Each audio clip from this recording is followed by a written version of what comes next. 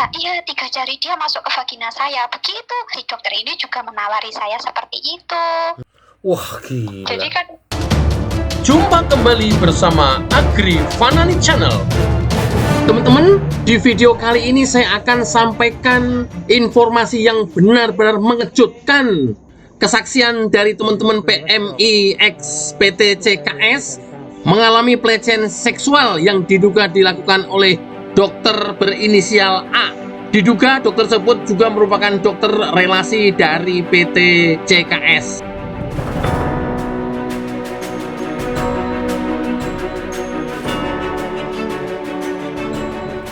Halo Kak, Assalamualaikum.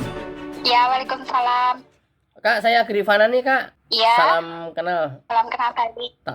Tahu ya Agri Fanani channel YouTube. Oh ya, tahu. Sering nonton ya atau enggak? Subscriber. Oh. Subscriber sejak ada berita itu. Oh. Saya jadi, kan itu beritanya pertama kali saya lihat di TikTok. Setelah itu saya lihat itu apa YouTube-nya. Setelah itu saya langsung ke YouTube dan saya lihat, oh ya alhamdulillah akhirnya ada yang berani speak. Gitu. Oh Kakak, karena memang iya Kakak emang sebelumnya sama alumni dari PT CKS juga? Betul, saya alumni situ. Terus sebenarnya gini ya Pak, saya tahu prosedur PT itu seperti apa. Misalkan kedisiplinan atau apa itu memang harus diterapkan yang benar-benar disiplin. Tapi kalau saya rasa di situ seperti kayak tekanan batin ya Pak. Padahal saya masuk PT itu sudah 3 kali. Tapi kenapa di situ saja saya merasa mental saya itu kayak saya nggak berani speak up apa-apa. Karena gini kalau kita speak up, satu, kamu nanti kalau ngomong banyak, kamu prosesnya akan diperlambat, akan ditunda lah, inilah, itulah. Jadi kita mau Taiwan 10 tahun, mau Hong Kong 5 tahun, kita nggak ada yang berani speak up karena adanya ancaman gitu loh. Jadi kalau ada yang bilang di sini nggak ada kekerasan, ya memang nggak ada kekerasan, tapi kekerasan mental menurut saya gitu. Dan apa ya, kayak body shaming di situ juga body shaming. Saya masuk PT 3 kali, tetapi di situ saja saya merasa sangat-sangat. Saya sempat komplain sama sponsor, tapi sponsor bilang enggak apa PT itu bagus begini begitu. Ya oke lah, nggak apa-apa, tapi yang nggak usah kayak begitulah. Kita itu kan juga manusia ya, memanusiakan manusia lah, jangan seenaknya sendiri. Mereka itu nggak akan dapat uang kalau nggak ada kita, kan gitu ya. Setuju. Nah, jadi stafnya juga menurut saya sih stafnya itu satu, mereka itu mengajarkan kita kesopanan, tapi mereka sendiri nggak ada sopannya. Mereka mengajarkan kita kedisiplinan, mereka sendiri nggak ada disiplinnya Pak. Jadi ya sangat-sangat. Dan yang saya sayangkan, saya sampai hari ini tuh masih ada kejanggalan seperti ini. Hari itu saya tujuan Hong Kong karena saya mau kembali ke negara itu. Tapi karena visanya tidak bisa turun karena dulu saya ada masalah, terus saya pindah ke tujuan sini, ke Singapura sini.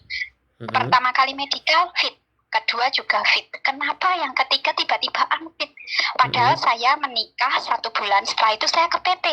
Jadi saya juga melakukan hubungan intim ya dengan suami saja, tidak mungkin saya melakukan hubungan intim dengan orang lain juga. Nah setelah itu saya divonis kena penyakit sifilis. Ya Allah. Saya kaget Pak, karena dari keluarga saya nggak ada yang riwayat penyakit itu, nggak ada. Saya pun tidak merasakan itu. Saya kaget loh, kok saya punya penyakit itu. Saya browsing gejalanya apa, terus kok bisa begini. Saya tidak merasakan semuanya. Misalkan pusing, mual atau apa, itu saya nggak merasakan sama sekali. Nah setelah itu si PT ini menyuruh untuk berobat ke salah satu dokter. Dan itu memang sudah langganan. Mungkin sebelum saya ke situ memang dokter itu sudah menjadi langganannya PT itu Pak. Jadi setelah kita berobat, saya nggak ada kecurigaan apapun itu Pak, nggak ada kecurigaan apapun.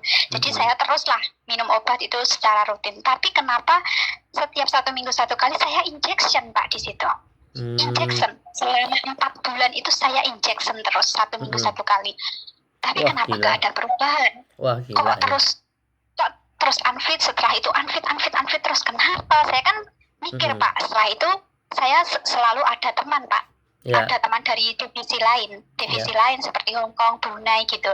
Saya tanya, kamu sakit apa? Saya tanya. oh saya sakit keputihan, tapi saya nggak keputihan loh, gimana? Satunya lagi juga sama, saya nggak merasakan keputihan, saya nggak merasakan punya penyakit sipilis kah apa. Kan dia bilang sipilis itu mungkin kamu pernah berhubungan dengan lebih dari satu orang. Saya punya suami aja, suami juga cuma punya saya, gimana saya mau berhubungan dengan orang lain, gitu loh, kan nggak masuk akal gitu loh, nggak masuk akal sekali omongannya dia itu. Nah keluarnya 3 orang ini sama, tapi kenapa si dokter itu selalu memberikan kita obat yang sama? Kan aneh Pak, beda penyakit seharusnya kan beda obat, kenapa ini beda penyakit sama obat? Wah, gila. Nah setelah itu saya malas Pak minum obat itu karena saya tidak merasa sakit apa-apa.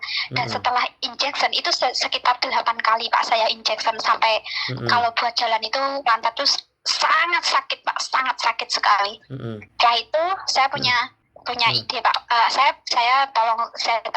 bilang sama suami, tolong ini kamu ke apotek, kamu tanya ini sebenarnya obat apa, karena setelah minum obat itu saya selalu kencing Pak, 1 hari bisa sampai puluhan kali kencing itu.